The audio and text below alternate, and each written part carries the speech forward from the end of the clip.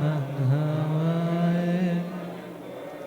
बोले पंच परमेष्ठी महामंत्र नवकार कीजे। शासनपति श्रमण भगवान महावीर स्वामी। आचार्य सम्राट परम पूज्य श्री आत्माराम जी। वर्तमान आचार्य सम्राट ध्यान योगी परम पूज्य डॉक्टर श्री शिव मुनि जी। शासन प्रभाव को प्रवर्तक पंडित रतन पूज्य गुरुदेव श्री जगदीश मुनि जी। आगम ज्ञाता आगम पुरुष जिन शास्त्र रतन हिमाचल केसरी उपाध्याय भगवंत श्रद्धे गुरुदेव श्री जितेंद्र मुनि जी महाराज की जय।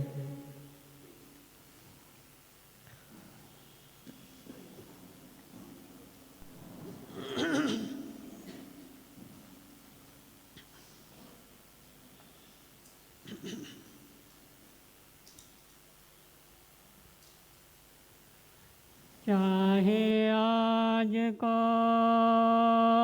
चाहे कल को एक दिन जाना पड़ेगा हर हाल को। हो चाहे आज को चाहे कल को एक दिन जाना पड़ेगा हर हाल को।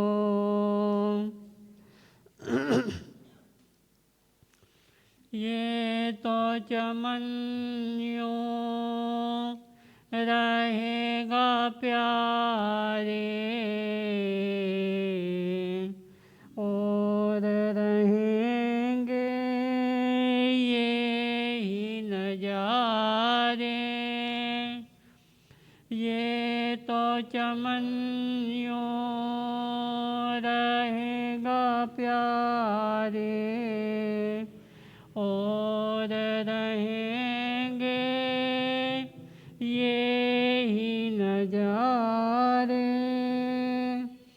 पर देखो जब मौत पुकारे जाएगा आखिर छोड़ ये सारे। छोड़ ये सारे चाहे आज को चाहे कल को एक दिन जाना पड़ेगा हर हाल को। हो चाहे आज को चाहे कल को एक दिन जाना पड़ेगा हर हाल को। पल दो पल का साथ सभी का। पल दो पल की सब की यारी। पल दो पल का साथ सभी का। पल दो पल की सब की यारी। जाएंगे धीरे धीरे साथी। आएगी एक दिन तेरी भी बारी। तेरी भी बारी चाहे आज को चाहे कल को एक दिन जाना पड़ेगा हर हाल को। हो चाहे आज को चाहे कल को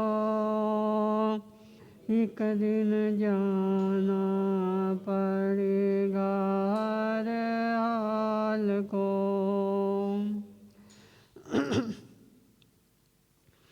इस दुनिया की आज बरवानी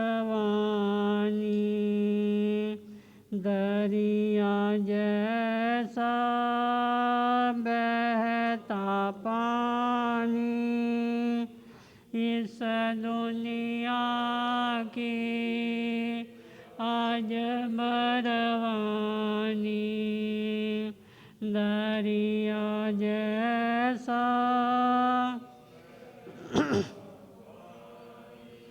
रहे न दूर यो धन से मानी किस लेखे में तेरी कहानी चाहे आज को चाहे कल को एक दिन जाना पड़ेगा हर हाल को ओ चाहे आज को चाहे कल को एक दिन जाना पड़ेगा हर हाल को अब भी समय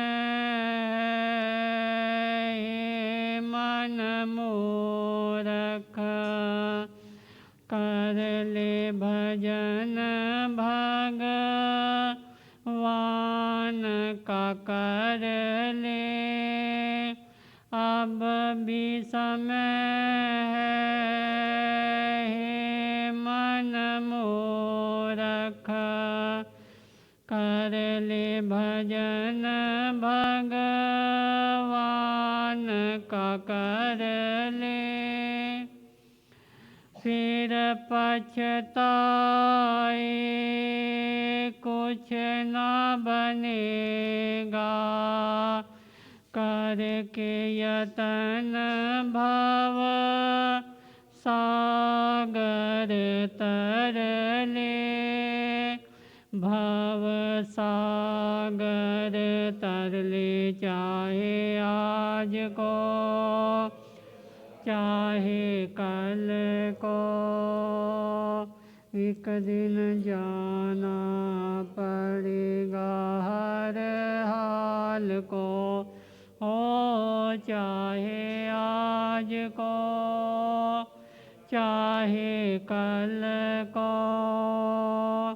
एक दिन जाना पड़ेगा हर हाल को एक दिन जाना पड़ेगा हर हाल को।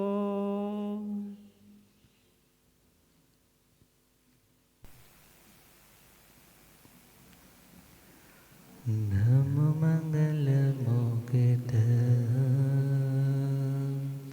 अहिंसा संयमो तवो देवा वेतं नमस्ते जस धमे सया मनो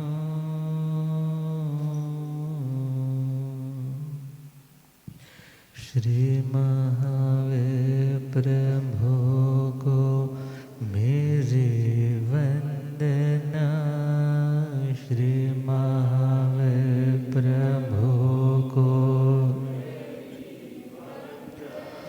वंदना वंदना वंदना वंदना वंदना वंदना वंदना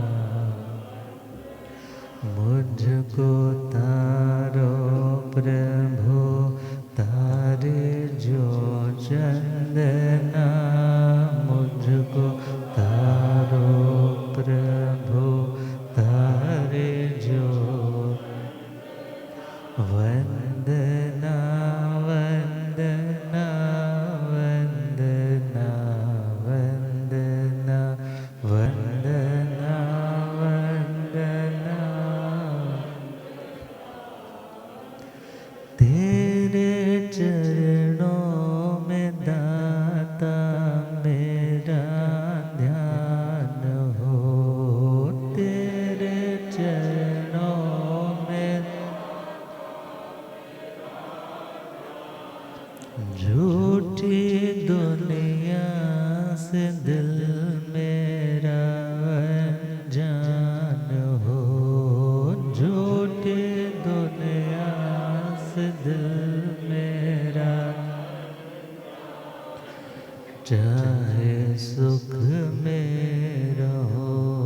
चाहे दुख में रहो, चाहे सुख में रहो, चाहे समता टूटे नहीं है यही स्पंदना, समता टूटे नहीं है यही स्पंदन। वंदना वंदना वंदना वंदना वंदना वंदना। मुझको दलदल से अब तो निकालो प्रभु, मुझको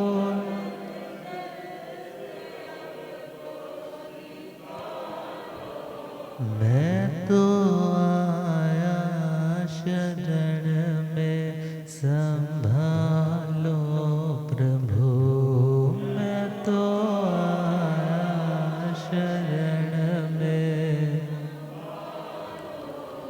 कोई तुमसा नहीं इस जहां में कहे, कोई तुमसा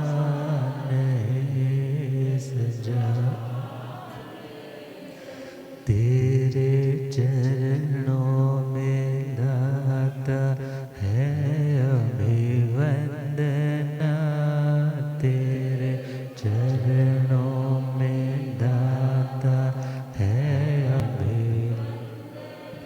वंदना वंदना वंदना वंदना वंदना।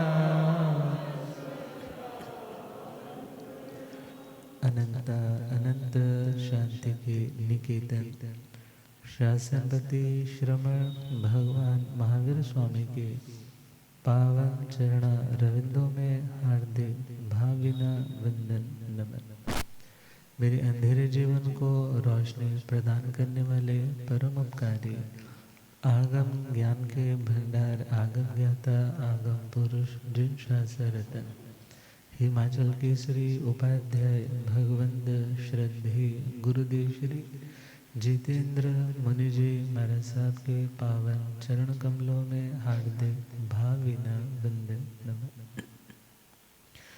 आदरणीय सेवा भावी श्री प्रशमित मुनि जी, धर्म सभा में उपस्थित धर्मानुरागियों, सुशीलवती माताओं एवं बहनों, असीम पुण्योदय से भाग्योदय से आप सबको संतों का समागम और वीतरागवाणी श्रवण करने का पावन सुअवसर मिल रहा है। श्रवण कर रहे हैं श्रीमद् उत्तराध्ययन सूत्र, जिसका प्रत्येक अध्ययन एक से बढ़कर एक है, जिसमें मोक्ष के मार्ग पर बढ़ने वाली आत्माओं की अनेकों प्रश्नों के उत्तर समाधान सहज मिल जाते हैं, जो आत्माओं को उत्कृष्टता प्रदान करने में समर्थ है। ऐसा पावन श्रीमद् उत्तराध्ययन सूत्र पहला अध्ययन विनय श्रुत 10वीं गाथा श्रवण कर रहे हैं। परमात्मा का मंगलमय संदेश एक आत्मार्थी मोक्ष की साधना करने वाली आत्मा की। माया चंडाले अंका से भोया माया लवे कालेण जेता तो जय जय गो।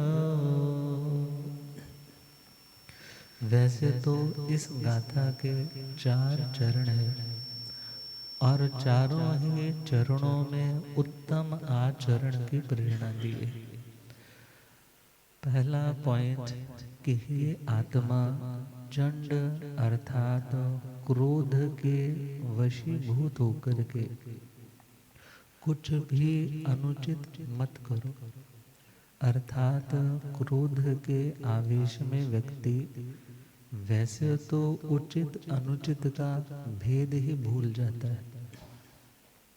क्या करना है, क्या नहीं करना है, क्या हितकारी है, क्या नुकसानदेह है, इन सभी विवेक युक्त बातों को व्यक्ति विस्मृत कर बैठता है।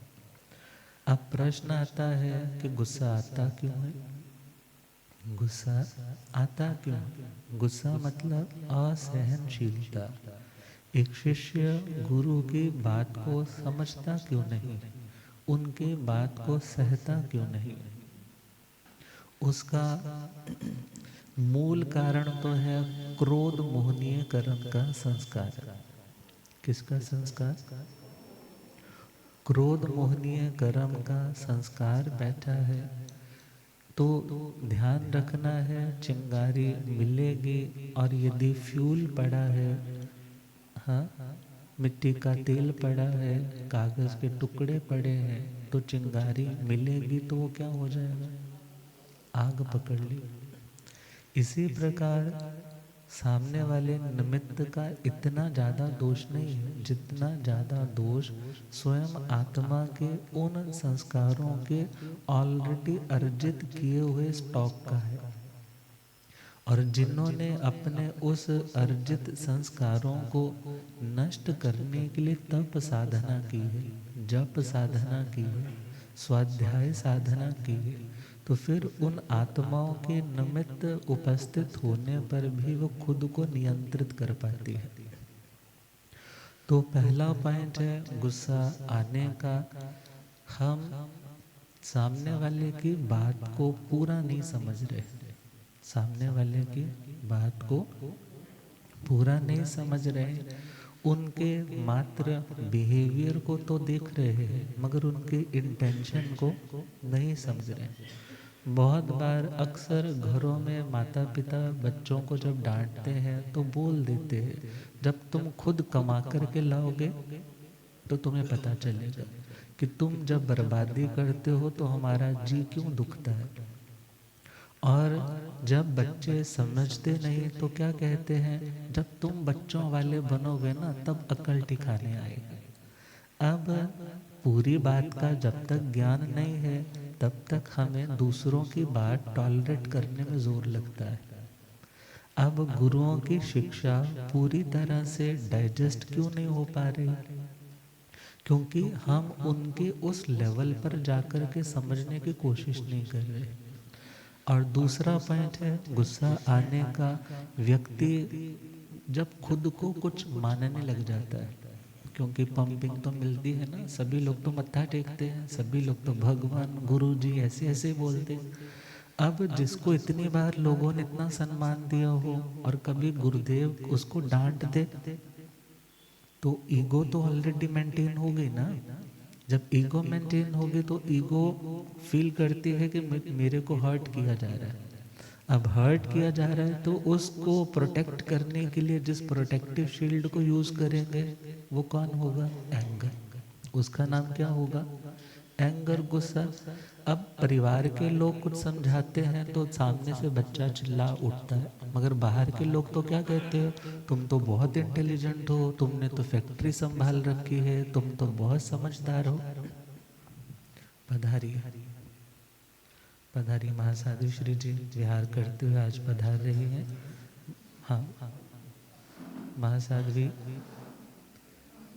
सरल मना प्रवचन प्रभाविका श्री पीयूष दर्शना जी महाराज साहब एवं तपस्विनी महासाधु श्री रुचक दर्शना जी महाराज साहब, हमारे युवाचार्य भगवंत की पावन निश्रा इन्हें उपलब्ध है। और महासाधु श्री किरण सुधा जी महाराज साहब जो सो नाम धन्य है, तो उन्हीं की पावन सुशिष्याएँ हैं। और गिद्दड़बाहा पंजाब पहली बार पदार्पण चौमासा करके यहाँ पधारी हैं, तो इनके लिए हार्दिक हार्दिक अभिनंदन है, अनुमोदन है। कृपा करें विराज जी। बैठिए।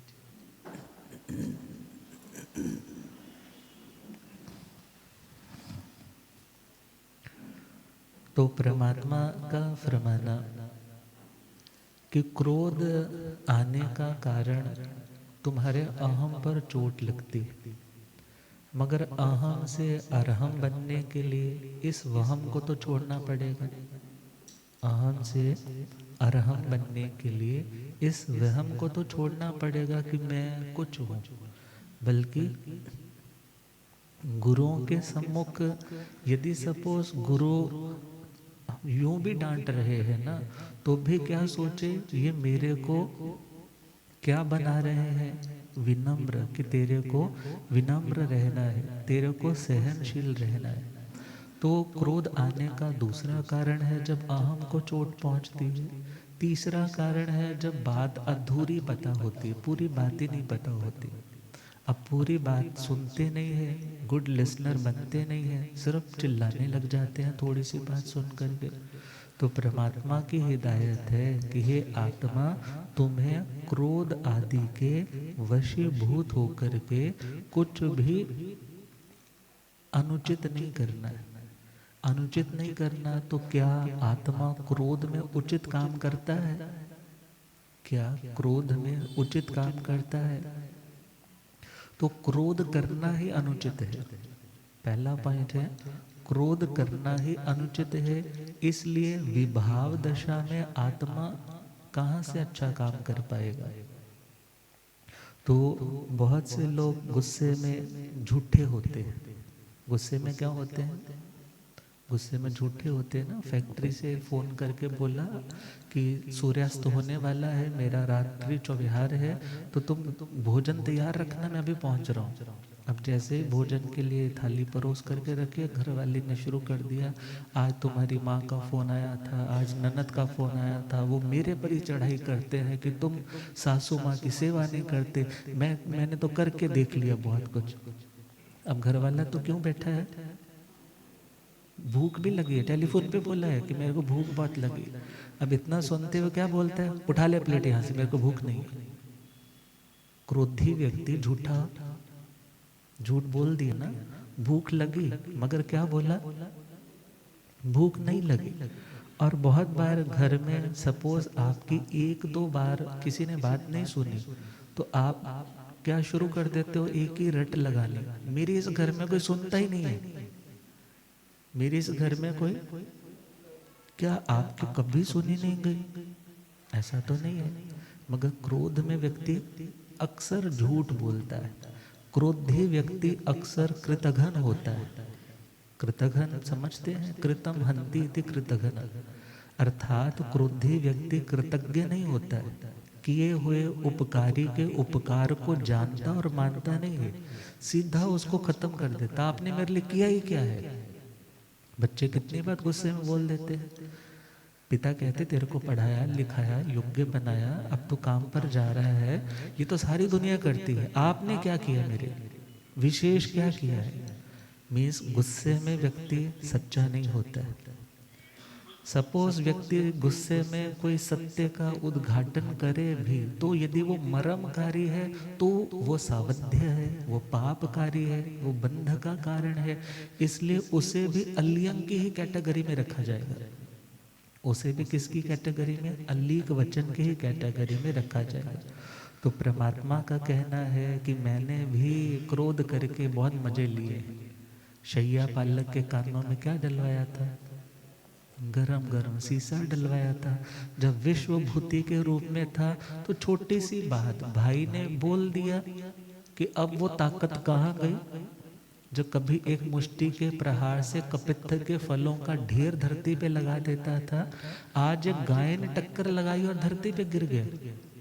चोट पहुंची अहम को, उसको प्रोटेक्शन देने के लिए आया एंगर, और गाय को सींगों से उठाया और आकाश में उछाल दिया। और क्या निदान किया? मेरी साधना का, तप का, ब्रह्मचर्य का यदि कोई फल हो तो मैं महाबलशाली बनूं। बन गए त्रिपृष्ठ वासुदेव, मगर वहां से गति कहाँ की हुई? नरक गति। तो परमात्मा कहते हैं मैंने बहुत एक्सपेरिमेंट किए हैं, मगर अब तुम व्यर्थ के गलत एक्सपेरिमेंट्स में अपना टाइम अपनी एनर्जी वेस्ट मत करो। माया चंडा लियं कासी, बहुयं माया आलवे, बहुता भी मत बोलो। अब क्रोध को नियंत्रित करना है तो मेरे ख्याल से ये 3 पॉइंट्स बड़े कारगर हैं। अगले 3 पॉइंट्स बड़ा ही काम करने वाले, क्योंकि गुस्से में अक्सर व्यक्ति इन मेजॉरिटी ज़्यादा बोलने लग जाता है। जो भी आएगा ना उसको एक ही लाइन, एक ही बात दोहरा दोहरा करके सुनाएगा। अर्थात रेपिटेशन उसी एक इंसिडेंट की वो व्यक्ति कितनी बार करता है। कौन? जो क्रोधी होता है, जो गुस्से में होता है। और कभी कभी ऐसा भी होता है वो व्यक्ति टोटल साइलेंट मोड पे चला जाता है, किसी से नहीं बोलता है, दरवाज़ा बंद, कमरा बंद, सिर्फ दीवारों से खुद से बातें करता है। कुछ भूतकाल की बातें निकाल निकाल करके दुखी होता है, कुछ भविष्य में दोबारा ऐसा होगा तो मैं क्या करूँगा, अर्थात रोता बिलखता विलाप करता है। मीन्स चुप तो नहीं ना हुआ, चुप हो जाए, मन से भी चुप हो जाए फिर तो वेल एंड गुड है। मगर बाहर बोलना बंद कर दिया, मगर अंदर का टर्माइल शांत नहीं है, अंदर से टिल बहुत बोला जा रहा है, तो परमात्मा कहते हैं तुम्हें शांति नहीं मिल पाएगी। शांत होने के लिए पहले बाहर से लॉक करना जरूरी है। किसको? जुबान को। और फिर अंदर से भी जरूरी है, क्योंकि यदि बाहर से मौन किया है ठीक है, थोड़ी देर के लिए परिस्थिति बिगड़ी थी सुधर जाएगी, मगर लंबे टाइम तक नहीं सुधरेगी। उसका यदि लंबे टाइम का इलाज चाहिए तो अंदर से भी उस आत्मा की जो अशांत अवस्था है उसे शांत करना होगा। व्यर्थ की उधेड़ बुन शब्द अंदर ही अंदर घूम रहे हैं, स्मृतियों में रिकॉलिंग चल रही है तो शांत नहीं हो पाओगे। तो सेकंड पॉइंट है बहुता भी नहीं बोले। बोलना पड़े तो कहा जाता है यदि थोड़े से काम चलता है तो ज़्यादा, बड़े समझदार है ना, सोच लेते हैं कि यदि एक चक्कर में सारे काम हो जाते हैं तो 10 चक्कर क्यों लगाएं। और यदि एक लाइन बोलने से 3 लोगों तक मैसेज पहुंच जाता है तो फिर 3 लोगों पे एनर्जी वेस्ट क्यों की जाए। कहते हैं एक राजा 3 रानियां थी, जंगल में गए हैं, अब शिकार भी खेलना आता है, उसे गाना भी आता है और दूसरों की बहुत हॉस्पिटैलिटी भी करनी आती है। एक रानी कहने लगी जी मुझे प्यास लगी है। क्या कहने लगी? दूसरी रानी कहने लगी जी आज तो मौसम बहुत अच्छा है, प्यास व्यास मुझे नहीं लगी, मेरा मन है कि आप मेरे को कुछ सुनाओ, आप मेरे को कुछ गीत सुनाओ। तीसरी कहने लगी अजी देखो कितने हिरण घूम रहे हैं, आप एक शिकार करके हिरण मेरे लिए पकड़ कर लाओ। तो उस राजा ने क्या बोला? सरो नत्थी। क्या बोला? सरो नत्थी। सरो प्राकृत का वर्ड है, संस्कृत में रूपांतरण करें तो सर सरोवर को भी बोलते हैं। प्यासी रानी को क्या आंसर दे दिया? सरोवर नहीं है। और जो गीत सुनना चाहती थी तो उसको क्या बोल दिया? मेरा स्वर ठीक नहीं है, गला ठीक नहीं है, हाँ मैं गा नहीं पाऊंगा। और तीसरी को क्या बोला? सरो नत्थी, मेरे पास शर बाण नहीं है कि जिससे मैं क्या कर सकूं, शिकार कर सकूं। अर्थात यदि थोड़ा बोलने से काम होता है, मगर थोड़ा बोलने से पहले अंदर बहुत तैयारी करनी पड़ती है। कहाँ तैयारी? अंदर बहुत तैयारी करनी पड़ती है। अब बिन विचारे बोलने में तो व्यक्ति क्या कुछ बोल दे, मगर जब विचार करके बोलना है ना तो व्यक्ति सोचता है इसकी ज़रूरत है क्या, इसके बिना भी चल सकता है। यदि इसके बिना चल सकता है तो मुझे व्यर्थ का वचन व्यापार करने की, व्यवहार करने की आवश्यकता नहीं, क्योंकि निश्चय से शुद्ध अवस्था में चले तो आत्मा तो अभाषक है। आत्मा कैसी है?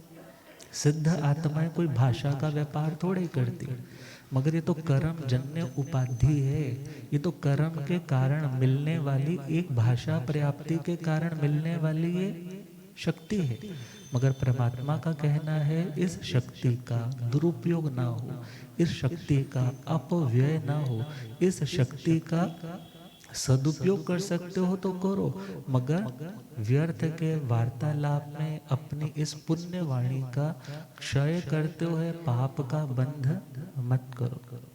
तो परमात्मा का कहना बहुता भी न बोले। और जो ज़्यादा बोलता है ना, उसकी बात पे लोग ज़्यादा ध्यान नहीं देते, इंटरेस्ट नहीं दिखाते।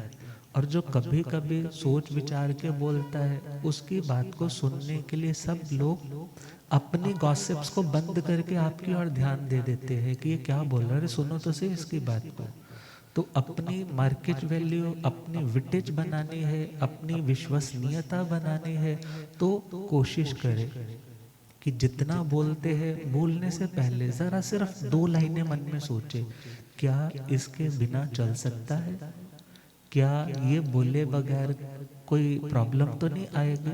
अब यदि बोले बगैर चल सकता है तो वहाँ मौन का अभ्यास, मौन रखना वचन गुप्ती है। मौन रखना क्या है? वचन गुप्ती। जोर लगेगा, जोर लगेगा तो वो जोर लगना भी आपकी तपस्या में काउंट हो जाएगा, निर्जरा में काउंट हो जाएगा। अब इसी के साथ साथ यदि बोलना है तो परमात्मा कहते हैं भाषा समिति पूर्वक बोलो। कैसे बोलो? किसी कार्य को करने का जो सुंदर तरीका है, सलीका है, मैनर है, एक टैलेंट है, तहजीब है, उसका नाम क्या है? समिति। उसका नाम क्या है? समिति। तो परमात्मा का कहना है अक्सर ज़्यादा बोलने वाला व्यक्ति अपने डिसिप्लिन से बाहर आ जाता है, अपने डिसिप्लिन से बाहर आ जाता है। इसलिए ज़्यादा बोलने के स्थान पे क्या कोशिश करें? कम बोलने का अभ्यास करें। तीसरा पॉइंट है, देखा जाए तो क्रोध को शांत रखना है तो कम बोलेंगे तो अच्छा रहेगा। ज़्यादा बोलेंगे तो प्रॉब्लम आएगी। मगर कम भी ऐसा नहीं बोलना कि ऐसा एटम बम फोड़ा कि बस 2-4 लाइनें बोली कि तो मैं जड़ता दे घर संभाल रही है, कोई और होती तो कर दिन 8 जाती। अब ऐसे वाली लाइंस बोलोगे तो घर कैसे चलेगा? क्योंकि छोटी छोटी लाइन से घर कर जाती है और वो व्यक्ति फिर उन्हीं बातों पे चिंतन करते करते सेपरेशन की तरफ बढ़ने लग जाते हैं। अर्थात यदि आपके प्रेम में कोई, पंजाबी में को ना फिक पाउण वाला, उसको कम करने वाला तत्व है तो वो क्रोध है। और क्रोध के उस मूड स्विंग में आप कुछ भी बोलते हैं वो आपको नुकसान देने वाला, रिश्तों को नुकसान देने वाला, आत्मा को नुकसान देने वाला है।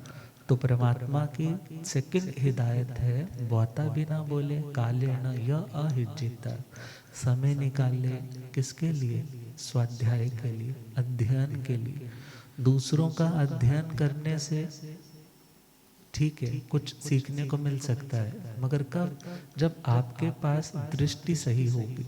और यदि दृष्टिकोण आपका सही नहीं है तो दूसरों की रीडिंग करते करते आप खुद डिस्टर्ब होने लग जाओगे। तो परमात्मा का कहना है स्वाध्याय के लिए समय निकाले। स्वाध्याय आगमों का पठन पाठन या वाचना, पृच्छना, परिवर्तना, अनुप्रेक्षा, धर्म कथा, जहाँ पर इन पांचों में से कुछ भी हो रहा है वो आत्मा अपने संस्कारों को, अपने विचारों को, अपने परिणामों को, अपने थॉट प्रोसेस को, यदि सपोज पहले से बुरा था उसको अच्छा कर पाएगा। और यदि अच्छा है तो वो आज भी काम आ रहा है और भविष्य में भी काम आ पाएगा। दक्षिण कालिक जो सूत्र में आता है ना श्रुत समाधि में कि मैं अध्ययन करता हूँ, क्यों करूँ? बोले जी करता हूँ क्यों करूँ? इसलिए करूँ कि मैंने जिसको अभी तक नहीं जाना उसकी मेरे को क्या हो सकेगी? जानकारी हो पाएगी। मेरा मन स्थिर नहीं होता, स्कैटर्ड रहता है, बिखरा बिखरा रहता है। मेरा मन फोकस्ड हो जाएगा। मेरा मन क्या हो जाएगा?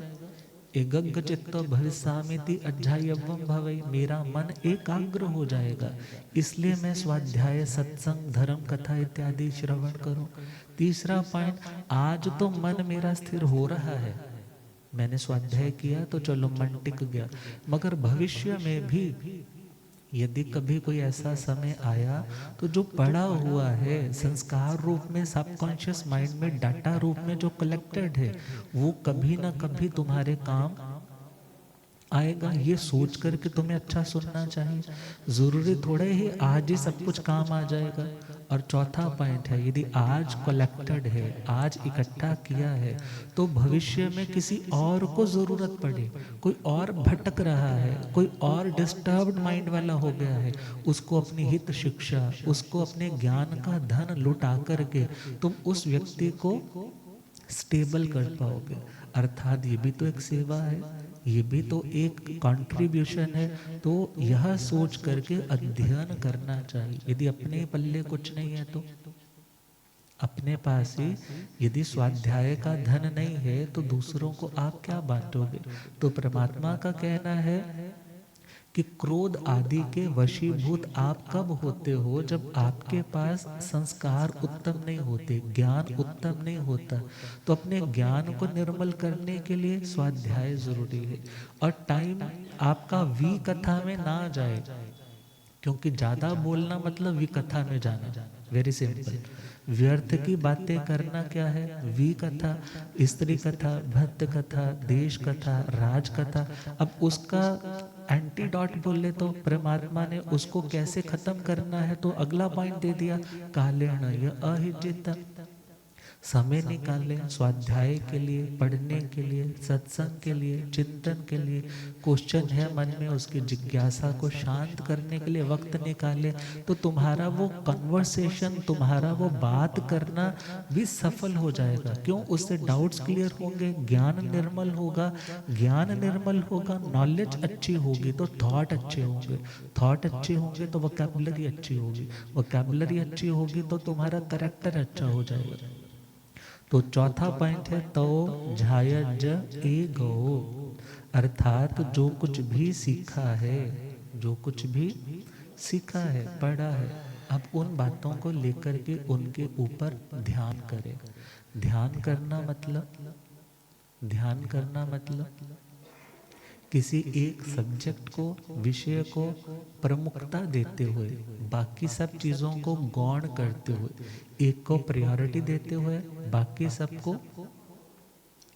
सबको छोड़ते हुए, एक और करते हुए, अपने मन को, अपने चित्त को, अपने विचारों के प्रवाह को उसी एक विषय की ओर प्रवाहित करते चले जाना, प्रवाहित करते चले जाना। उस धारा प्रवाह जो चिंतन का स्वरूप है, उसे भी ध्यान कहा, उसे भी क्या कहा, ध्यान कहा।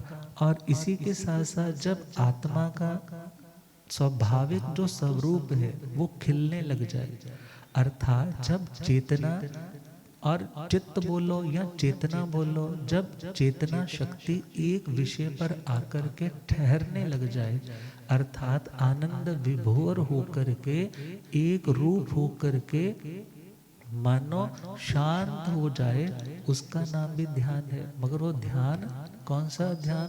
धर्म ध्यान, शुक्ल ध्यान। तो धर्म ध्यान का ध्यान करे, मगर कहाँ पे करे? एगो। परमात्मा का कहना है अकेले करे। कैसे करे? अब यहाँ पर सिंपली साधारण रूप में देखें तो अकेले करें मतलब 4, 10, 50 लोगों में बैठे हैं तो डिस्ट्रैक्शन हो सकती है। मगर ग्रुप मेडिटेशन भी तो होती है, ग्रुप मेडिटेशन भी होती है। ग्रुप मेडिटेशन में पता नहीं किस व्यक्ति की साधना के प्रभाव से, उन पुद्गलों के उत्तम शुभ लेश्याओं के कारण तुम्हारा भी विकास होने लग जाए, मगर वो टेम्परेरी है, वो टेम्परेरी है। परमानेंट के लिए तो तुम्हें क्या करना होगा? अपना अभ्यास स्वयं करना। बहुत बार स्थानक में बैठ करके आप कोई गुरु महाराज मेडिटेशन करवाते हैं ना, बड़ा मन लगता है। स्वाध्याय करवाते हैं, बड़ा जी टिक जाता है। प्रवचन सुनते हैं तो मन डूब जाता है। मगर वही घर पे बैठकर सुनते हैं, वही घर पे बैठ करके समाई करते हैं, तो बहुत लोगों का कहना होता है कि वैसा मजा, आपकी लैंग्वेज में तो मजा ही बोलते हैं ना, वैसा आनंद नहीं आता है, वैसा टिकाव नहीं आता है। मगर कहा कि यदि तुम कुछ पाना चाहते हो तो अकेले, अकेले का मतलब जैसे नमी महाराज, नमी महाराज किस भावना से युक्त थे? एकत्व भावना। एकत्व भावना कैसे आई? एक छोटा सा निमित्त मिला कि जहाँ कंगन 2 है, 4 है, 10 है, अनेक है, वहाँ शोर है। जहाँ कंगन 1 है वहाँ कोई शोर। तो चलती है ना एक लाइन, जिते दुनिया दा कोई शोर ना होवे, तेरे बिना गल कोई होर ना होवे। जिते दुनिया दा कोई शोर ना होवे, तेरे बिना गल कोई होर ना। सोना ते सोनावा प्यारा एको तेरा नाम, सोना ते सोनावा प्यारा एको तेरा।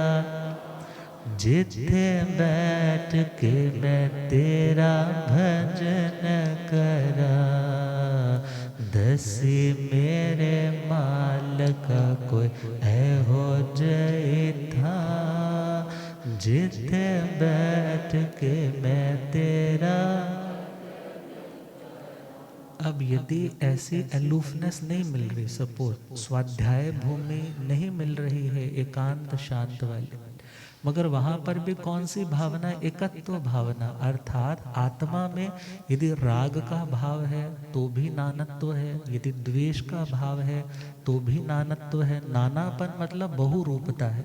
मगर जब मात्र एक एगो में सासुओ अप्पा नान दंसण लक्षणों, शेषा में बाहिरा भावा सव्य संजोग लक्षण, अर्थात मेरी आत्मा जब आई थी तो भी अकेली थी मगर कर्मों के साथ थी, मगर अभी भी भले कर्मों के साथ है, मगर मेरा निश्चय स्वरूप क्या है, कर्मों से सदा सर्वदा के अछूता रहना।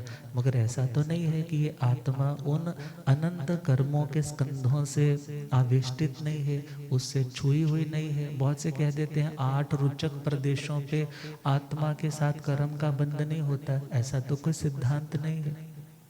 बल्कि आत्मा के एक एक प्रदेश, असंख्यात प्रदेशों के ऊपर एक साथ ही कर्म स्कंध आकर के, जैसे लोहा और अग्नि दोनों एक में खोकर के लोह पिंड कहलाता है, ऐसे आत्मा और कर्म मिलकर के क्या बन जाते हैं, एक में एक हो जाते हैं। मगर निश्चय से मैं आत्मा कर्मों से क्या हूँ, भिन्न सिद्ध अवस्था की दृष्टि से।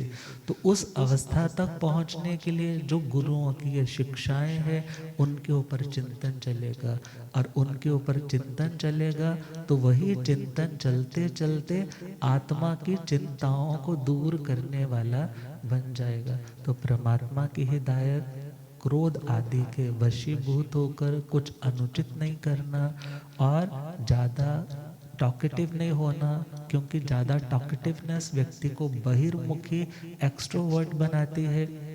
स्वाध्याय के लिए समय निकालना, वी कथाओं को छोड़ करके, और जो पढ़ा है फिर उसके ऊपर अनुप्रेक्षा चिंतन करते करते गहराई तक उतरना। जो गहरा उतरेगा फिर मोती उसी को मिलेंगे।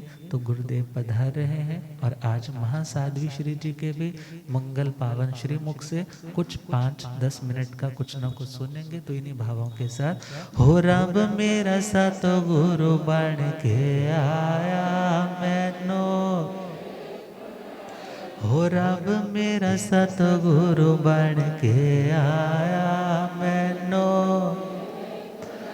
हो मैनो वेख लैण दे के मत्था टेक लैण दे, ओ मैनो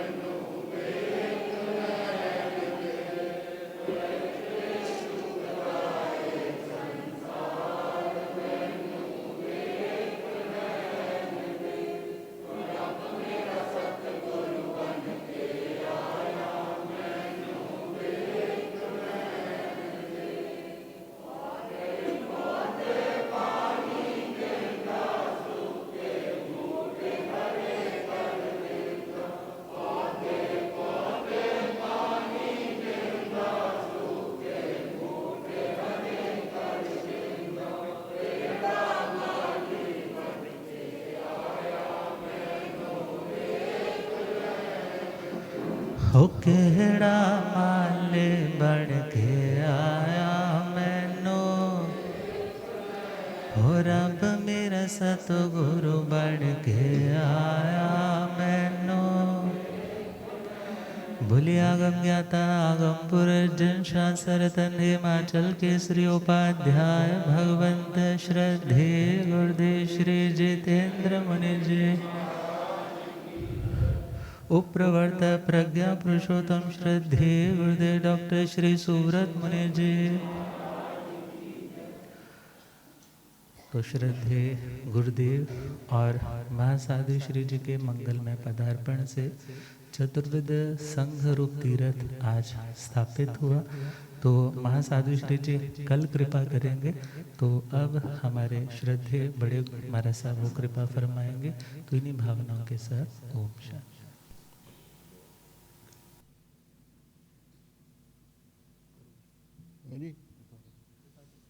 बोलूं? जो ही सुनाए जय विष सेने पुफे सुआज अरविंद माहू खतीन सिद्धि जय दंत वक्के ईसीन सिद्धि तेवदमानी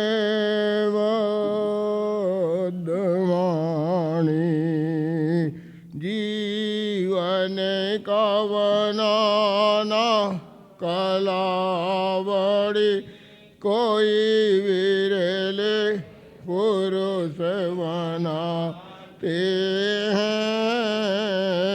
जीवन के बनाने वाले मानव जग में पूजे जात। कहा जो माने गुरुओं का वो जीवन में सुख पाते हैं। जीवन के बनाने वाले मानव जग में पूजे जात। जो ज्ञाता थे सकल शास्त्र के जिनने जीता दुर्धर काम भवजाला वाला पीड़ित हित बनकर आए जलधर श्याम। जनमानस के कमल खिल गए देख रविता रोबोदाम।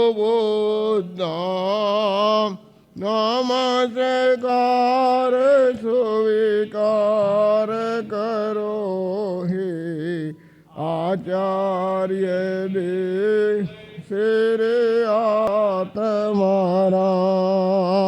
नमस्कार स्वीकार करो हे आचार्य दे सिर आत्मा। जो ज्ञाता थे नियम वन था और उच्च आचार विचार दूर दूर तक किया जिन्होंने प्रभुवाणी का बहुत प्रचार। इसीलिए जो बने हुए हैं भक्तों के श्रद्धाधार। परवर्तक गुरु पद कार है वारंवार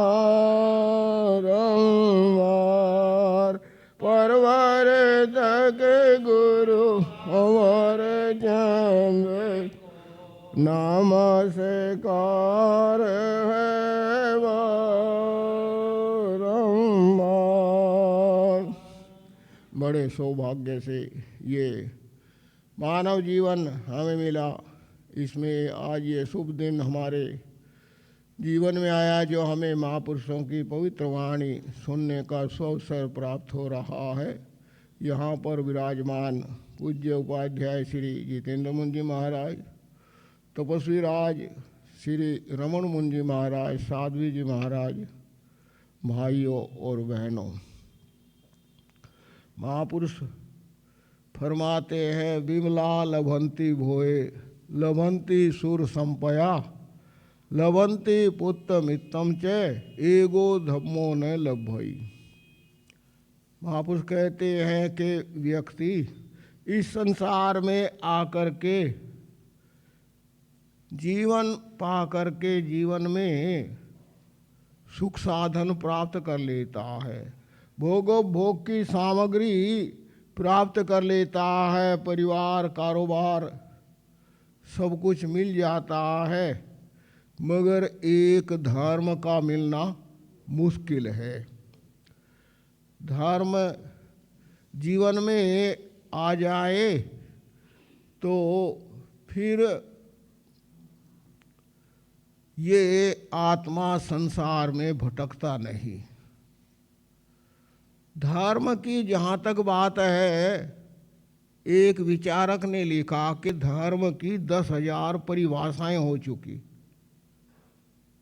जो भी महापुरुष आते हैं सबके सामने प्रश्न रहता है कि धर्म क्या है, किसे धर्म कहा जाए। तो भगवान महावीर के सामने भी ये प्रश्न था, इसलिए भगवान ने कहा कि धम्मो मंगल मुकीठम, धर्म सर्वोत्कृष्ट मंगल है। वो धर्म क्या है? भगवान ने कहा अहिंसा, संयम और तप। ये क्या है? धर्म है। अहिंसा, संयम और तप जो है ये जीवन को मंगलमय बनाने वाले हैं, आत्मा को भव बंधन से छुड़ाने वाले हैं। यूँ तो सभी अपने अपने धर्म की महिमा गाते हैं, मगर भगवान ने किसी धर्म विशेष की प्रूपणा नहीं की। भगवान ने कहा अहिंसा धर्म है, संयम धर्म है और तप धर्म है। अहिंसा का मतलब है प्राणी मात्र के प्रति जीवन में अनुकंपा हो, दया की भावना हो। और दया की भावना जब जीवन में आती है तब जीवन मंगलमय होता है, केवल अपने लिए ही नहीं बल्कि दूसरों के लिए भी मंगलमय हो जाता है। इसीलिए कहा है बहा करके दिल में दया का फवारा, दिया दीन दुखियों को जिसने सहारा। बहा करके दिल में दया का फवारा, दिया दीन दुखियों को जिसने सहारा। उसी का है जीवन हंसी का खुशी का, मजा लूट बंदे प्रभु बंदगी का। नहीं है भरोसा जरा जिंदगी, मजा लूट बंदे प्रभु बंदगी। महापुरुष कहते हैं कि जिंदगी का कोई भरोसा नहीं, कब कहाँ जीवन पूरा हो जाए। इसलिए समय रहते जीवन में धर्म की आराधना साधना कर लेनी चाहिए। जो जीवन में धर्म की आराधना साधना कर लेते हैं उन्हें फिर संसार में परिभ्रमण करना नहीं पड़ता। धर्म तो बहुत हैं, मगर उन सब में जो दया धर्म है वही मंगलमय है। दया से जहाँ अपनी रक्षा होती है वहाँ दूसरों की भी रक्षा होती है। इसमें अनेक उदाहरण दिए जा सकते हैं। इसमें अनेक उदाहरण दिए जा सकते हैं। सुदर्शन सेठ, उसने धर्म को जीवन में अपनाया।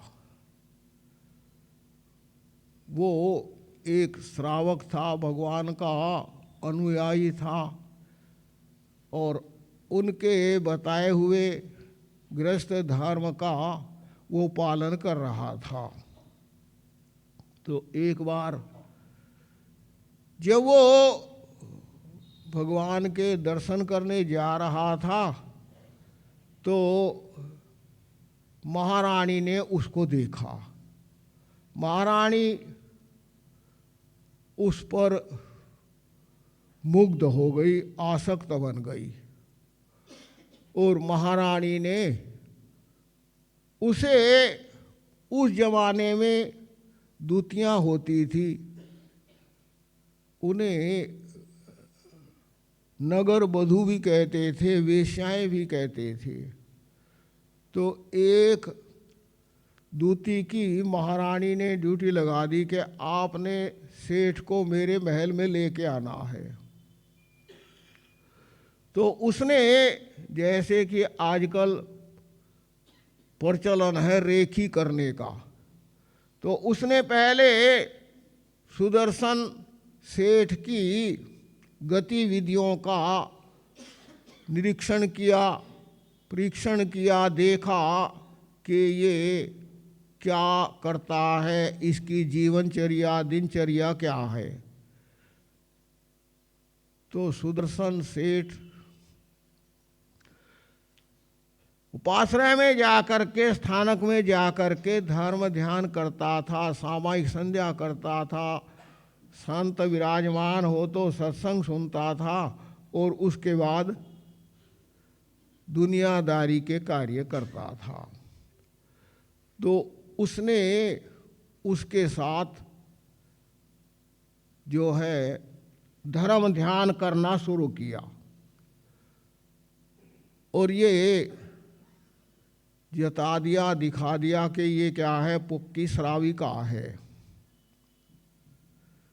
तो स्वधर्मी होने के नाते श्रावक जी ने उसको भोजन के लिए आमंत्रित किया। वो आ गई, भोजन किया और कुछ दिनों के बाद फिर उसने सेठ को भोजन के लिए आमंत्रित किया, श्रावक को। तो वो भी गया और उसने अपनी योजना के अनुसार भोजन में नशीला पदार्थ मिला दिया। श्रावक ने भोजन किया तो नशा हुआ, उसने कहा जी थोड़ी देर आराम कर लो। जब वो आराम करने लगा तो वो उसी हालत में उसको रथ में डाल करके राजमहल में ले गई और महारानी से कहा कि महारानी लो, मैंने अपना वचन पूरा कर दिया। अब जब सेठ ने, श्रावक ने अपने आप को वहाँ देखा तो वो समझ गया और जब महारानी ने उसके सामने अपना प्रस्ताव रखा तो सेठ ने कहा मैं तो नपुंसक हूँ, क्योंकि महापुरुष कहते हैं तन दे धन को राखिए, धन दे रखिए लाज, धन दे तन दे लाज दे, एक धर्म के काज। कहते धर्म के लिए सब कुछ व्यक्ति जब बलिदान कर देता है तो तब मनुस्मृति में लिखा है धर्मो रक्षति रक्षित है। जो धर्म की रक्षा के लिए अपने आप को न्यौछावर कर देता है, समर्पित कर देता है, धर्म भी उसकी फिर क्या है, रक्षा करता है। तो जब उसने ये कहा तो महारानी ने उसको सकुशल उसके महलों में भिजवा दिया। तो इस तरह सेठ ने जहाँ अपने शील धर्म की रक्षा की, वहाँ महारानी को भी उसने मर्यादा से पतित होने से बचा लिया। तो ऐसा कौन कर सकता है जिसने धर्म के मर्म को, रहस्य को समझ लिया हो। तो ऐसा करके उस श्रावक ने अपने धर्म की रक्षा की और महारानी को भी पतित होने से बचा दिया। तो इस तरह जब व्यक्ति धर्म को आत्मसात कर लेता है तब वो दुर्गति से बच जाता है। इसीलिए कहा कि धर्म वही है जो दुर्गति में गिरते हुए आत्मा को धारण कर लेता है। तो ऐसे जो भी धर्म के प्रति समर्पित होंगे वो अवश्य में आत्मकल्याण कर सकेंगे। इन्हीं भावों के साथ मैं अपनी बात पूर्ण करता हूँ। अपूज्य उपाध्याय श्री जी।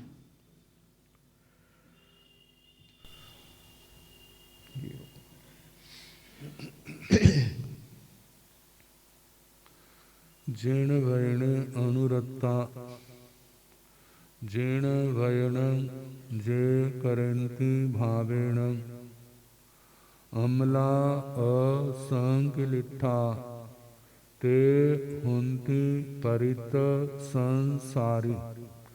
बोलिए भगवान महावीर पावन चरित गुरुदेव जी बंधु मन वच पाए। भव सागर को तरण में करो हमारी सहाय। जिन शासन जिन वाणी सदा जयवंत हो। श्रवण संग सदा अविचल मंगल हो। मुक्ति को प्राप्त श्रवण भगवान महावीर स्वामी उनकी परम पावन कल्याणी भागवती वाणी वाचक प्रमुख श्री इंद्र भूति गौतमादि गणधर भगवंत युग प्रधानाचार्य परम पूज्य श्री सुधर्मा स्वामी जी महाराज उनकी परम पावन पाठ परंपरा वर्तमान आचार्य ध्यान योगी परम पूज्य श्री शिव मुनि जी महाराज एवं गुरुजन सबके पावन चरण सरोजों में मेरा अनंत अनंत बार वंदना नमस्कार। अत्र विराजित परम वंदनीय परम पूज्य प्रज्ञा पुरुषोत्तम स्वर्ण संयम आराधक पूज्य मुनिराज डॉक्टर श्री सुब्रत मुनि महाराज एवं अन्य मुनिवृंद परम आदरणीय भगवती स्वरूपा महासाध्वी श्री पीयूष दर्शना आदि साध्वी वृंद धर्म प्रेमी सज्जनों माताओं तथा बहनों। प्रसंग प्रारंभ है धर्म का। तीन रूप कहे थे, अस्थिकाय धर्म, श्रोत धर्म और चारित्र धर्म। श्रोत धर्म आत्मा का बहुत बड़ा आलंबन है। जहाँ धर्म ध्यान के 16 भेद आते हैं ना, वहाँ पर 4 आलंबन और 4 अनुप्रेक्षाएं जे स्वाध्याय से अलग नहीं, श्रुत धर्म की आराधना से अलग नहीं, वाचना, परीक्षना, परिवर्तना, अनुप्रेक्षा और धर्म कथा। श्री स्थानक सूत्र में भगवान ने कहा, जिसका स्वाध्याय अच्छा है उसका ध्यान अच्छा हो जाएगा।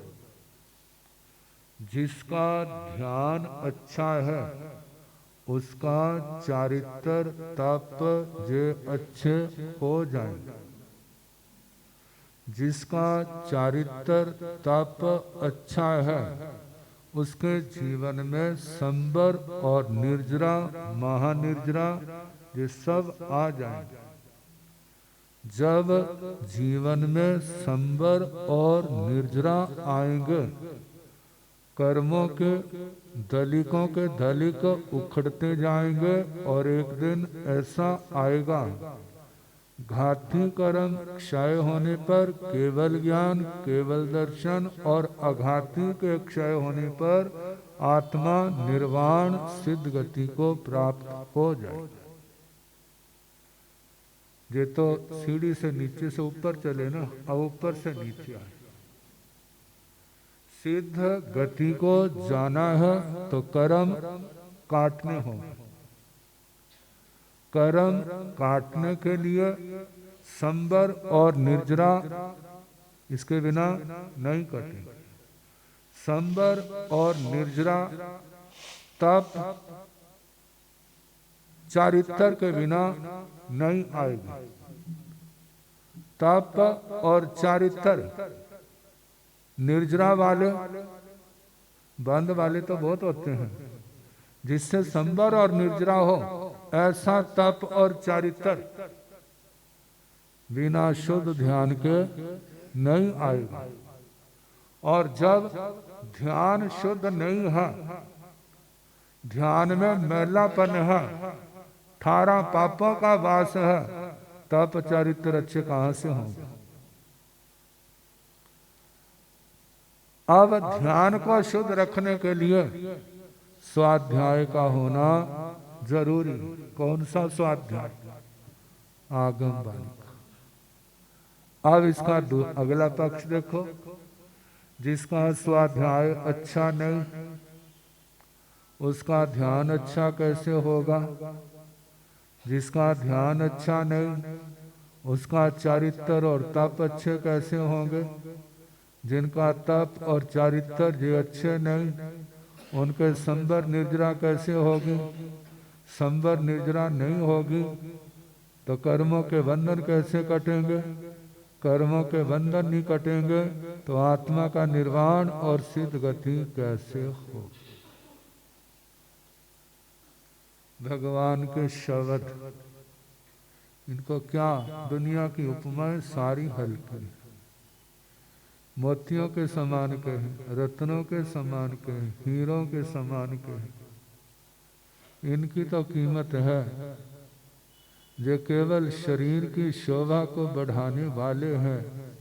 इनसे आत्मा की शोभा नहीं बढ़ती। आत्मा की शोभा कब बढ़ती है? जब आत्मा के अंदर सम्यक ज्ञान का, श्रुत ज्ञान का प्रकाश होता है और उस प्रकाश में संयम और तप के जो सच में आभूषण है, जब आत्मा में आएंगे तो आत्मा की शोभा बढ़ेगी। शरीर की शोभा आभूषणों से, अच्छे वस्त्रों से होती है और आत्मा की शोभा सम्यक ज्ञान, सम्यक दर्शन, सम्यक चारित्र, सम्यक तप, इनके आचरण से आत्मा की शोभा बढ़ती है। अब कल कुछ दृष्टांत सुनाए थे। इतिहास में एक प्रसंग आता है, महाकवि धनपाल हुए। जे जाति से ब्राह्मण थे, इनके पिताजी को किसी ने कहा तुम्हारे घर में खजाना दबा हुआ है। ये भी एक है ना चली लहर, कोई ज्योतिषी, कोई पंडित, कोई क्या क्या कहे, तुम्हारे वहां खजाना दबा है। लेकिन अब खजाने के अंदर आकर्षण है। बच्चा रोता हो ना, उसको 500 का नोट दिखा दो तो बच्चा रोना क्या कर देगा। और कई बच्चे सियाने हो जाते हैं, वो भी देखते हैं लाल पीला किसकी कीमत ज्यादा है, और किसको हाथ डालेंगे जिसकी कीमत ज्यादा होती है। मतलब इसके अंदर ताकत है, माया के अंदर। उसने बहुत प्रयास किया लेकिन सिर नहीं चढ़ी। उसको जो विश्वास था हमारे बुजुर्ग राज पुरोहित थे, इसलिए हमारे खजाना हो सकता है। तो एक बार जैन आचार्य उनके चरणों में पहुंच गया। जब पहुंचा, वंदना की, जब अकेले देखा तो उसने अपनी बात कही। तो संतों ने कह दिया, भाई जी तेरे को खजाना मिल जाएगा, हमें क्या देगा। खजाना मिल जाएगा, हमें क्या देगा।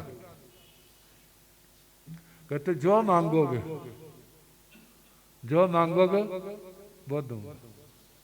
अब संत भी ज्ञानी थे, उनको लगा जहां से मेरे को, जहां शासन को कोई लाभ होगा, चले गए उसके घर। वैसे उत्सर्ग नियम तो जो है साधु को इन पचड़ों में नहीं पड़ेगा, लेकिन कोई गीतार्थ कर रहा है तो इसका मतलब उसने जहां नुकसान देखा वहां लाभ भी देखा होगा। अब सोचते हैं लाभ से कितना लाभ होगा, चल मेरे को दोष लगेगा, मैं उसकी आलोचना प्रायश्चित के द्वारा उसका शुद्धिकरण कर लेगा, लेकिन वो लाभ हमारे संघ के लिए बड़ा अच्छा होगा। आप भी तो कुछ नुकसान बड़े लाभ के लिए सहते, तो कोई बात नहीं, उसके बाद लाभ ज्यादा। चले गए, अपने दिव्य नेत्रों से देखा और कहा जहां पर, और उसने खुदाई की और वो खजाना क्या हो गया, मिल गया। खुशहाली आ गई घर में, लेकिन सिर के ऊपर बोझ। मैं उन संतों का ऋणी हूं, वचन दिया जो आप मांगोगे दूंगा। चला गया, संतों को निवेदन किया, भगवान आपने मेरा काम तो कर दिया, लेकिन मेरा ऋण उतारो। बोलो क्या दूं। कहते हमें तो धन दौलत की जरूरत नहीं है। कहते फिर मेरा ऋण कैसे उतरेगा। कहते मैंने क्या कहा था और आपने क्या कहा था, जो मांगोगे वो दूंगा। धन की मेरे को जरूरत नहीं। कहते फिर, कहते आपके 2 बेटे, एक बेटा हमारे को दे दो। 2 बेटे हैं, एक बेटा हमारे को दे दो। लेकिन जब बेटे का नाम आ गया तो वो क्या हो गए, एकदम सुन्न हो गए। कलेजे का टुकड़ा देना, कल भी कथा सुनाई थी ना, संग आया था और उसने क्या कर दिया।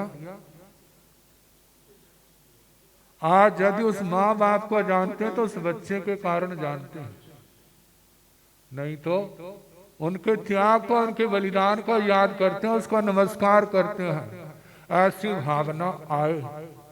संघ ऐसे नहीं चलते जो धर्म संघ विशेष करके, जहां पर जिसके संस्कार अच्छे हो वही आत्मा जहां पर सफल हो सकता। संतों ने कहा निराश होने की जरूरत नहीं है, हमारा आपके ऊपर कोई दबाव नहीं है, हम आपको मुक्त करते हैं। कहते आपने तो मुक्त कर दिया, मैं तो नहीं ना हुआ। दिमाग के ऊपर बोझ। जब घर आए, बड़ा बेटा राजकवि था, राजसभा में स्थान था। कहते क्या बात है, उदास क्यों है? कहते नहीं ऐसे ही। कहते ऐसे क्या मतलब? जब बताया तो एकदम भड़क उठा। कहते जिनकी हम शक्ल नहीं देखना चाहते, क्योंकि जैसे सांप नेवले का क्या होता है, जाति वैर, ऐसे ब्राह्मण और श्रमण का आपस में क्या है, इतिहास। क्यों? श्रमण जिसमें धर्म मानते, ब्राह्मण उसमें नहीं मानते। जिसमें ब्राह्मण धर्म मानते वह श्रमण नहीं मानते, तो आपस में क्या हो गया? कहते इनके पास तुम जानो तुम्हारा काम है, मैं तो नहीं जाऊंगा। और निराश हो। उसके छोटे बेटे ने देखा, पिताजी क्या बात है? बताया नहीं। जब बहुत आग्रह किया, कहते सिर पर ऋण है जो उतरता नहीं दिखाई देता। कहते क्या? जब बताया, कहते मैं जाऊंगा संतों के पास, मैं जाऊंगा, मैं उनकी सेवा करूंगा, आपको ऋण से मुक्त करूंगा। तो अच्छा क्या हो गया? छोड़ आए। बच्चा बड़ा खुश, बड़ा होनहार था। पढ़ाया लिखाया, योग्य बनाया और दीक्षा दे दी।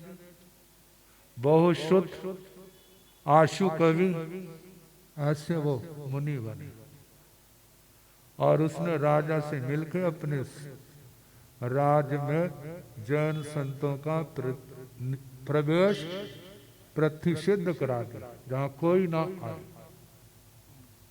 जब भाई ने सुना, जिसने दीक्षा ली है, अरे मेरे कारण से जो हुआ है, मैं जाऊंगा और इसको निरस्त कराऊंगा। जब बहुशुद्ध गीतार्थ बने हुआ कुछ संतों को लेकर चल पड़े। भाई ने सुना मेरा भाई आया है, चलो मिलाओ। लेकिन जो कैसे आ गए, चलो कोई बात नहीं, भाई को क्या कहे। जब गए तो भाई ने आदर से बिठाया। कहते घर आना। घर गए। जब उनका त्याग, विराग, ज्ञान, संयम, साधना, विवेक, जो सब बातें देखी, तो भाई का मन क्या हो गया? पिघल गया। और पिघलते पिघलते एक दिन ऐसा आया, वो भी सम्यक दृष्टि 12 व्रत धारी श्रावक बन गया। कहते हूं तो बड़ा मैं, लेकिन मेरे से आगे आप निकल गए। कह जवानी थी ना, दिमाग होश नहीं था, शब्द रटे थे लेकिन समझ नहीं थी। विद्या के बल से राजा के दरबार में सम्मान पा लिया, लेकिन आत्मा के लिए क्या करना है क्या नहीं करना ये विवेक नहीं था। अब मिला। अब उसने एक कथा लिखी जिसका नाम है तिलक मंजरी। और उस कथा का क्या इतिहास है, समय हो गया है, कल जैसे समय। सत्संग विच आया करो, सत्संग विच औगणा दे परे जिंदड़े एनो सफल बनाया करो।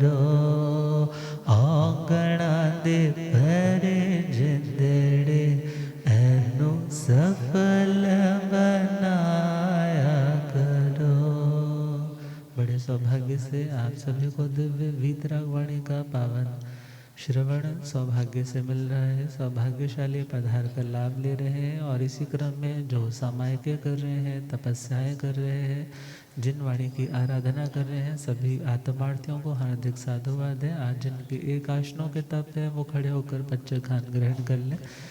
एक आसन तक जिनके दीर्घ एक आसन तक चल रहे, एक आसन करने वालों को,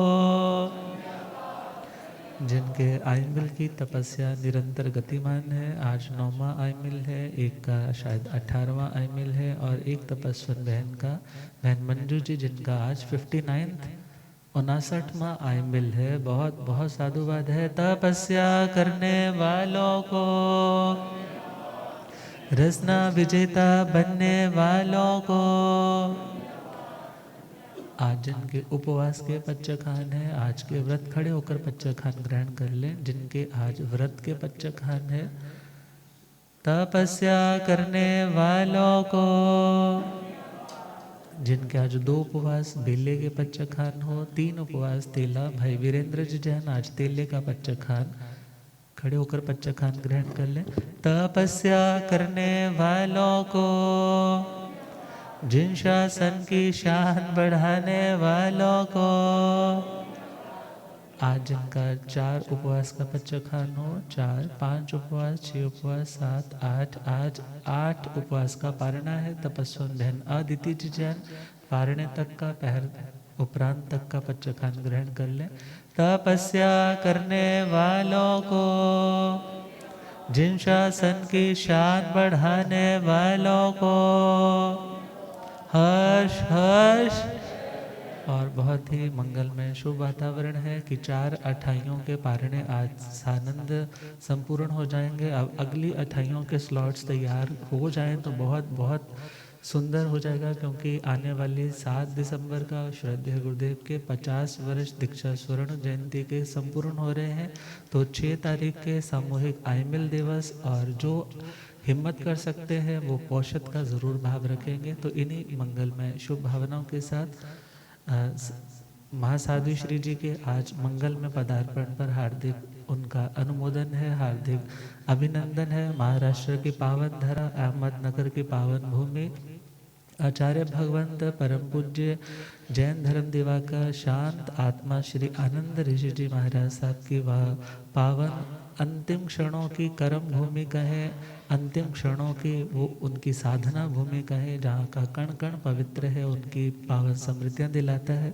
तो वहीं से उनकी पावन स्मृतियों को संजोते हुए हम भी वहाँ से पधारे थे। और महासाध्वी श्री जी बड़े दीर्घ विहार करते हुए पंजाब की ओर पधारी। चंडीगढ़ में भी मंगल में इनका गुरुदेव के श्री चरणों में आना हुआ और उसके बाद गिद्दड़बाहा का यशस्वी चतुर्मास संपन्न करके पधारी है। तो इनके लिए हार्दिक हार्दिक मंगल कामनाएं।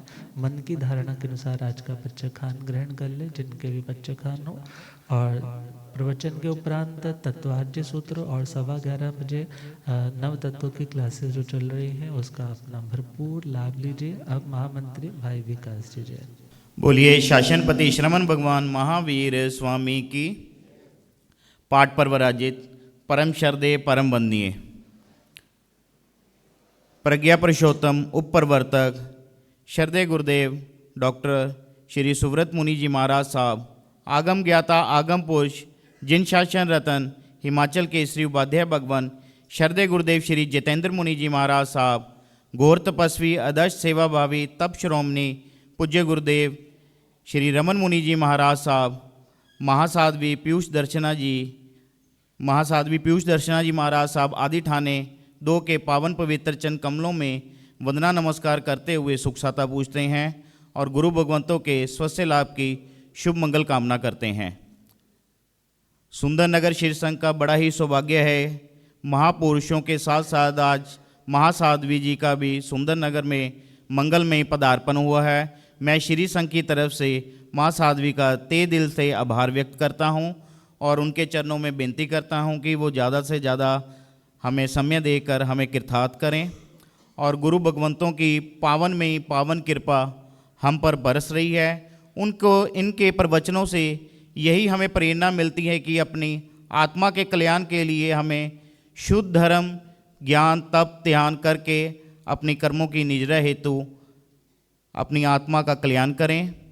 जैसा कि गुरुदेव ने हमें बताया है कि 7 तारीख को गुरुदेव की संयमी स्वर्ण दीक्षा जयंती जो कि सुंदर नगर में ही आरंभ हुई सी और इसी वर्ष इसका यात्रा यहीं पर संपूर्ण होगी और सभी ज़्यादा से ज़्यादा अमिल तप करके सामूहिक अमिल दिवस का लाभ लें। और उसी दिन पोषद भी रखी गई है, सभी ज़्यादा से ज़्यादा पोषद करके अपनी आत्मा का कल्याण करें। बाहर से आने वालों का शिर संघ हार्दिक स्वागत एवं अभिनंदन करता है। उनके नाश्ते एवं भोजन की व्यवस्था नीचे हाल में है, कृपया ग्रहण करके शिर संघ को सेवा का मौका दें। अब पूज्य गुरु भगवंतों के मुखारविंद से जयकारे एवं मंगल पाठ श्रवण करेंगे। जय महावीर। बोली शासनपति श्रवण भगवान महावीर स्वामी। आचार्य सम्राट परम पूज्य श्री आत्मा राम जी, आचार्य सम्राट परम पूज्य श्री आनंद ऋषि जी, आचार्य सम्राट परम पूज्य श्री देवेंद्र मुनि जी, वर्तमान आचार्य सम्राट ध्यान योगी परम पूज्य डॉक्टर श्री शिव मुनि जी, चारित्र चूड़ामणि परम पूज्य स्वामी श्री नेकचंद जी, पंजाब प्रवर्तक उपाध्याय श्रवण श्री फूलचंद जी, उत्तर भारतीय प्रवर्तक भंडारी श्री पदम चंद जी, शासन प्रभावक प्रवर्तक पंडित रतन पूज्य गुरुदेव श्री जगदीश मुनि जी, उत्तर भारतीय प्रवर्तक प्रज्ञा महर्षि श्री सुमन मुनि जी, उत्तर भारतीय प्रवर्तक परम पूज्य श्री अमर मुनि जी, आत्म कुल कमल दिवाकर भोले बाबा श्री रतन मुनि जी, उप प्रवर्तक प्रज्ञा पुरुषोत्तम श्रद्धे गुरुदेव डॉक्टर श्री सुव्रत मुनि जी, आगम ज्ञाता आगम पुरुष जिन शासन रतन हिमाचल के श्री उपाध्याय भगवंत श्रद्धे गुरुदेव श्री जितेंद्र मुनि जी, उग्र तपस्वी आदर्श भावे तप शिरोमणि श्रद्धे गुरुदेव श्री रमण मुनि जी। जय न धर्म की जय, सभी साधो साधियों की जय। मंगल पर चतारि मंगलम अरियंता मंगलम सिद्धा मंगलम साहू मंगलम केवली पुणतो धमो मंगलम। चतारि लुक्तमा अरियंता लुक्तमा सिद्धा लुक्तमा साहू लुक्तमा केवली पुणतो धमो लुक्तमा। चतारि शरणं पज्यामि अरियन्ते शरणं पज्यामि सिद्धे शरणं पज्यामि साहू शरणं पज्यामि केवली पुणतं धम्मं शरणं पज्यामि। अरियंतों का शरणा सिद्धों का शरणा साधुओं का शरणा केवली रूपिया दया धर्म का शरणा। ये चार शरण दुख हरण जगत में और न शरणा कोई होगा। जो